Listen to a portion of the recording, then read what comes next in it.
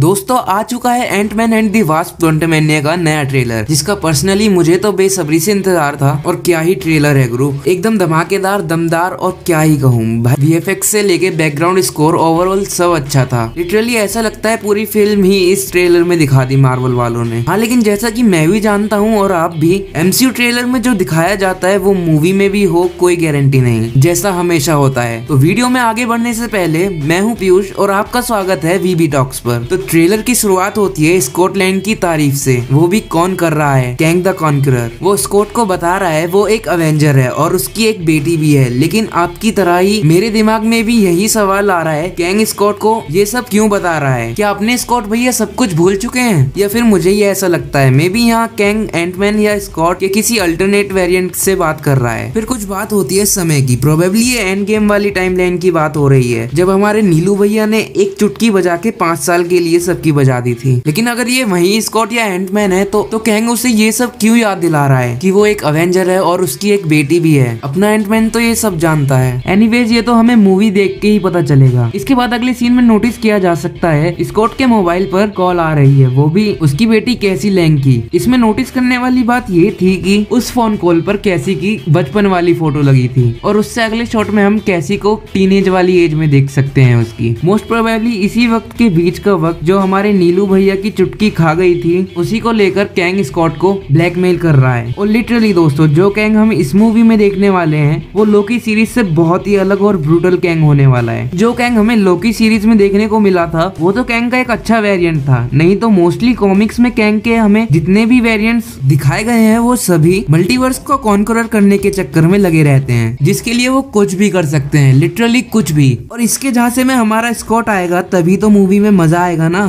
क्योंकि ये movie connect होगी कैंग डायनेस्टी से। और इस मूवी में तो हमें कैंग के एक से ज्यादा 2 वेरिएंट देखने को मिलेंगे। लेकिन कैंग डायनेस्टी में मतलब इसके तो नाम से ही पता चल रहा है, इसमें हमें कैंग के बहुत सारे अल्टरनेट वेरिएंट्स देखने को मिलेंगे, एग्जैक्ट कॉमिक्स की तरह। वैसे भी एमसीयू ने ये बहुत पहले ही रिवील कर दिया था कि इस मूवी में कैंग के हमें इस मूवी में अनगिनत वेरिएंट्स देखने को मिलेंगे। जैसे हमने ट्रेलर में एंटमैन के हजारों वेरिएंट्स देखे, यहाँ जितने भी एंटमैन के वेरिएंट्स हैं सभी हमारे मेन एंटमैन को दबाने की कोशिश कर रहे हैं। लेकिन वो कैसे भी ऊपर आ रहा है, आफ्टर ऑल मूवी का असली हीरो तो हमारा मेन टाइमलाइन वाला एंटमैन ही है ना। और अगले शॉट में आप नोटिस कर सकते हैं वास्प के भी सैकड़ों वेरिएंट्स स्कॉट को ऊपर खींच रहे हैं। अब ये सारी जद्दोजहद इस मूवी में चल रही है क्योंकि स्कॉट को जीना है अपनी बेटी कैसी लैंग के बचपन के साथ, जो स्कॉट की लाइफ से गायब हो गया था अपने थैनोस की वजह से। अब बात करते हैं इस ट्रेलर में दिखे न्यू कैरेक्टर या कहूँ न्यू विलन के बारे में। मॉर्डॉक जितना ये बाहर से देखने में अगली है, उससे कई गुना ज्यादा अंदर से भी है। और लिटरली बिना मास्क के तो ये फ्रेडी क्रूगर को भी फेल कर देगा। और इस ट्रेलर में एक बात और नोटिस करने वाली थी कि इसमें हमें जो